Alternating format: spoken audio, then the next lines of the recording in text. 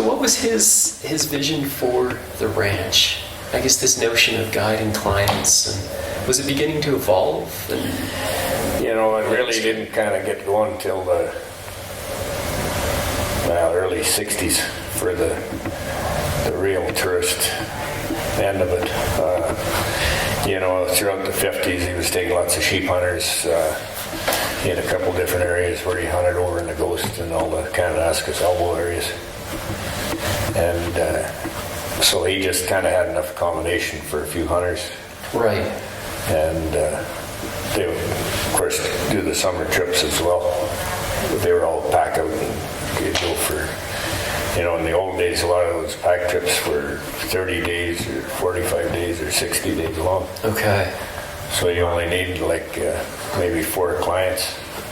That makes They're sense. good for a couple months, and it was, back then a lot of the clientele were, you know, rich people from England or Germany or, Okay. you know, it was quite a major ordeal. You'd have to come across on the boat, Yeah. come across on the train, Yeah. and then take off and go out for that length of time. So longer trips made sense. And back then, I mean, they were run with a lot better amenities than they are now because the staff was cheap. Right. They were free. Right. You know, you graze them anywhere. Yeah. And, you know, so you could pack as many horses you wanted and take everything you needed. How many horses would they take on a trip like that? Well, if you had 4 guys, 4 clients, maybe 40. Okay. You know. Yeah, lots of times you had mares and colts and take them along. Okay. The whole So you thing. get used to them. So that, so he takes over sort of about 46. Somewhere in there. When did he build the first, I guess, guest accommodation there at the ranch? Maybe the lodge, was it the lodge itself? Was that kind of the first major? No, there was, let's see, the very first cabin, the kind of the progression on that was, that Soapy, my mother, had was just a little 16 by 20 log cabin. And then Soapy built another little cabin beside that. Okay. It was about the same size, so they'd sleep in one, have a kitchen in the other one. Right. And then from there, he added on to that 2 more times. That it turned out to be like a 3-bedroom house. Okay. Before he was done. Okay. And then from there, I guess the next building would be that one I had in the picture over there.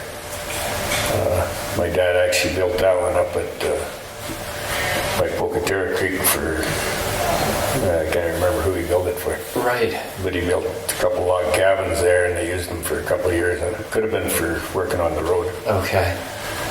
Or, yeah, that's probably what it was. There was some logging stuff. And then he ended up buying that cabin back off the guys when they were done. Took it all apart, hauled it back down, put it back together at the ranch. Right. That would have been in like the 50s. The 50s. Early 50s. And then from there, 1959, Walter Morris and my dad, and an old timer from around Banff by the name of Dave Leslie built that lodge. Okay. And it was just the, I guess when you come into the ranch, it's that main building. On the right. Without any of the Not the additions. big, tall part. Right, okay. There's a big dining room there and a kitchen and staff room off the back and 3 bedrooms upstairs. So how many people could accommodate at that point? That actually was not built for accommodation. It was just built with this great big dining room that held 100 people. Okay. And 3 bedrooms for us upstairs. I got you, okay. So that was kind of our new house. Right, okay. So it was more the capacity to feed people. Yeah. But not necessarily accommodate them. Yeah. Overnight stays. And then right away from there, I think it was the next year, Walter built another cabin and they built a couple more log cabins. So they built it up to where they could accommodate about 40 people. Right, Yeah. right. Now the transition of the ranch, was it 1976? Yeah, 76 or 7. So. Sorry, okay. So how, I guess at that point, how old was your dad? Good question. Must have been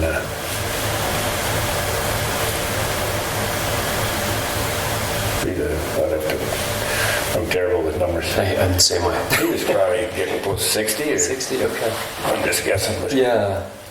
So really he was just looking, had been, well, I guess, they were kind of getting, there was quite a busy time at the ranch. All from about 65 to 75, things were really hopping into tourist business, lots of bus tour business, as well as the ranch business. So it was pretty busy, and I think they were just getting burnt out. right. Actually, at the same time, he still run a fishing camp up in the Banff Park in Marble Lake. Okay, right. He had a tent camp right on the lake there, and a lot of clientele from Calgary. They'd come out like on a Friday night, he'd pick them up at Spray Lakes, ride them into the lake, fish for a couple days. So, I mean, along with everything else he's doing, he's a pretty busy guy. Yeah, pretty busy. Yeah. He'd run all that in the ranch business till, September it started slowing down, and then, of course, he'd start sheep hunting end of August. Right. Till end October. And then... Time to get ready for the winter. And I guess at that point, how do you have a sense of how many clients would be coming through Rafter Six in a given season? I would bet like in 1967, you get all the day guys coming in and out, like with the bus tours stopping for lunches. And, right. That number would have been like 10 or 15,000. Okay. Like it was pretty big. That is big. And then the guest, was pretty full all summer. Right, Yep. right.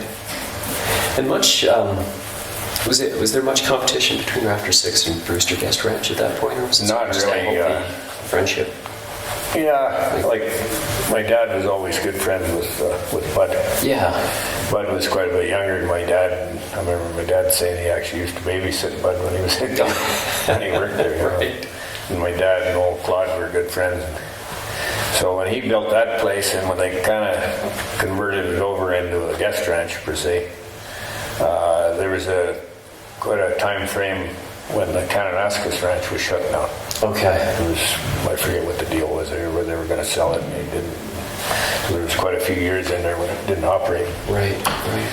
There was also another well-known dude ranch just to the west of there called the Diamond Cross.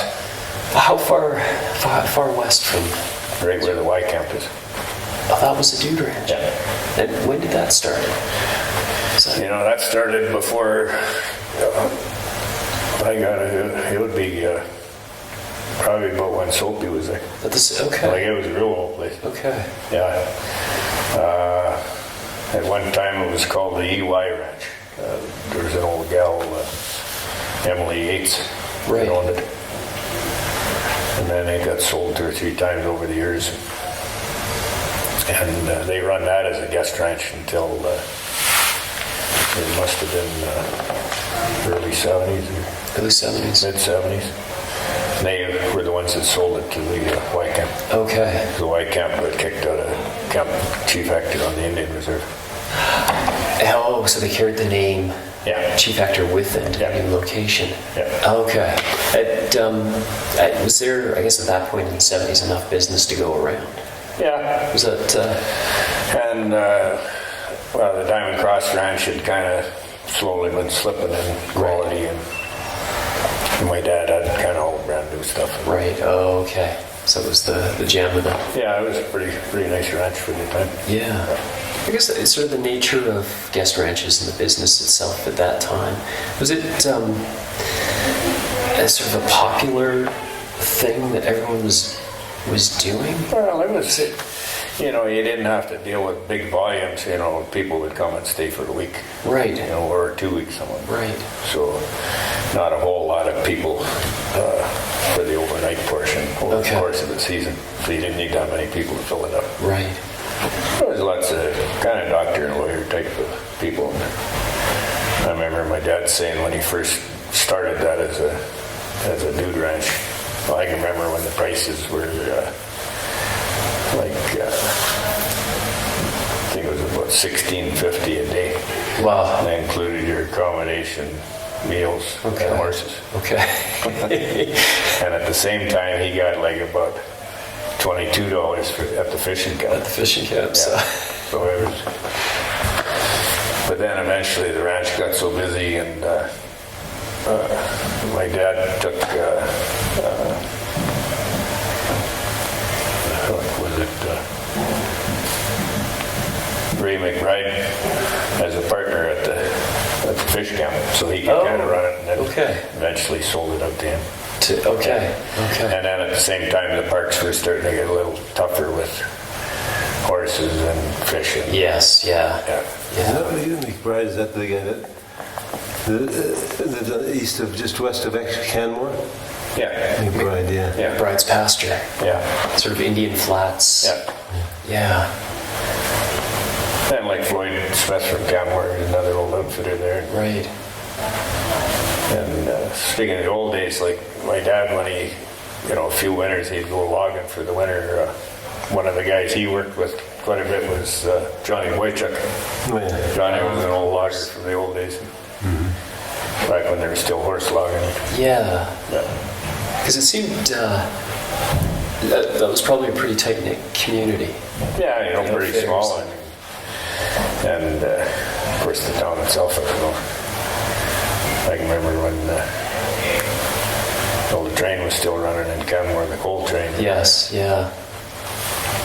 I was actually in school at CB when that steam engine headed east to go to Heritage Park. Down the line. I remember seeing it going down there. Oh, really? On its last trip? Yeah. Yeah, that was a great old thing. Has the nature of the business changed much from when your mom and dad were operating that? Nowadays everybody's kind of compressed time frames. Everybody's in a hurry. Go here, do this, do that. Right. Everybody used to laugh at the Japanese, the way they used to travel. They'd come to Canada for a week and go to Vancouver, Toronto, Jasper, Banff, and fly home. Yeah. And now half the tourists in the business are getting like that. Or it's all like that. Short. Nobody's got any time. Busy. So people would come in just for a ride, stay maybe for lunch, and they're gone. Yeah. What about guiding trips? I mean, the hunting trips that you do, the outfitting, are they? Really nothing's changed in that. In that sense. I still run sheep hunts that are 21 days long. 21 days, okay. And so the guy's got to be committed and be able to get that much time off. Right. Probably the level of the sheep hunter has changed a little bit. Like in the old days, like when my dad was getting $20 to stay at the ranch, his hunting trips were $100 or $150 a day. So there's quite a change there, but a lot of the clientele then for the hunting were doctors and lawyers. Okay. And now it's kind of stepped up a little, little richer people. Right. Because it's getting pretty expensive. Costs of So that's sort of the change there is the cost as opposed to the nature of it. Now it's like a $50,000 sheep hunt. So that, okay. When my dad guided, like Walter, when he guided for my dad, he probably got $8 a day or $10 a day. Right. You get $300 a month. I'm sure when Walter started, he probably got $200 a month. A month. Wow. And room and board. Right. Yeah. And is it expectations in terms of what you offer? Is that from what your dad provided guests? Is that sort of the change? Are people just demanding more? Not really. Or is it just the nature of the beast? Yeah, just kind of the nature. Yeah. And with the hunting business, we use the same kind of tents, same stove, same equipment, same horses. So what you're doing today is effectively the same as what you're doing? Yeah, almost identical. Almost identical. Once in a while nowadays we'll pack a generator if some guy's got to charge his batteries for his camera or satellite phone or something like that. But we even hate to do that because the more of that stuff a guy's got, it takes away from the whole experience. Well, and how important was experience, providing an experience to your dad? Was that something that Alvin was that was kind of focused on? Anything he did, if you're going to do it, let's do it right. Right. It's like all the buildings at the Rafter Six. The oldest oldest ones are the best ones. Right. You know, they're Yeah. getting pretty old now. And a lot of the other stuff, they won't be there for very long. Yeah, nature of buildings. And my dad, he was always the type of guy, like even walking around the yard, if he seen one of the staff throw down a cigarette, but you'd never hear the end of it. Right, Yeah. right. You know, everything was neat and tidy and easy to do. Right. Like all these fences out here around my place here, and my dad actually helped me build those. Okay. He dug all them holes and all them gravel. Pretty tough digging. What was it? He seemed to revel in hard work. Yeah, you know. Well, he was kind of the type of guy, a lot of that stuff, you know, he knew how to do it a little better than a lot of the other guys, so it was easier to do it yourself. Right, right. And I mean, over the years, he had some great guys that worked for him that were really good at a lot of stuff.